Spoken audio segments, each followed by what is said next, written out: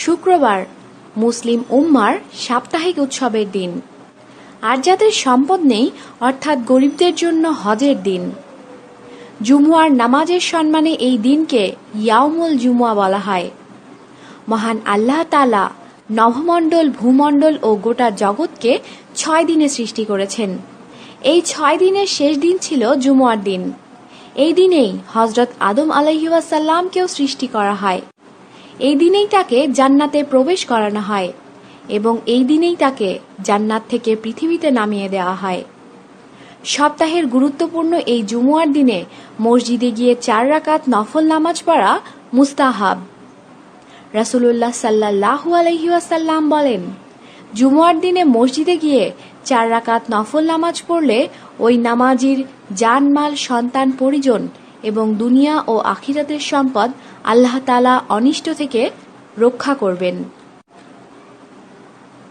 কিয়ামত এদিনেই সংঘটিত হবে। আল্লাহ তাআলা প্রতি সপ্তাহে মানবজাতির সমাবেশ ও ঈদের জন্য এদিন নির্ধারিত করেছিলেন, কিন্তু পূর্ববর্তী উম্মতরা তা পালন করতে ব্যর্থ হয়। ইসলামের জুমুয়ার গুরুত্ব অপরিসীম।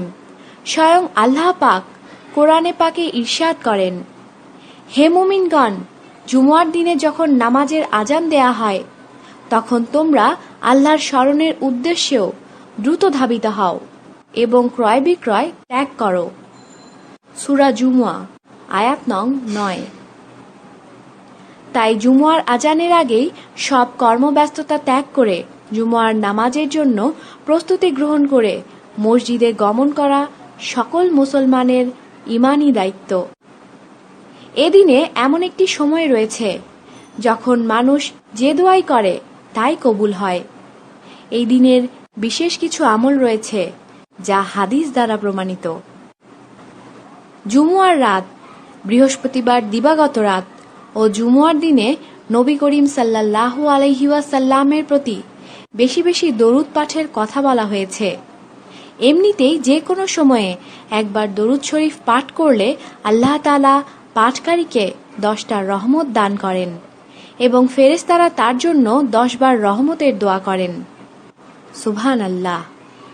আমাদের সাথেই থাকুন আর অবশ্যই সাবস্ক্রাইব করুন।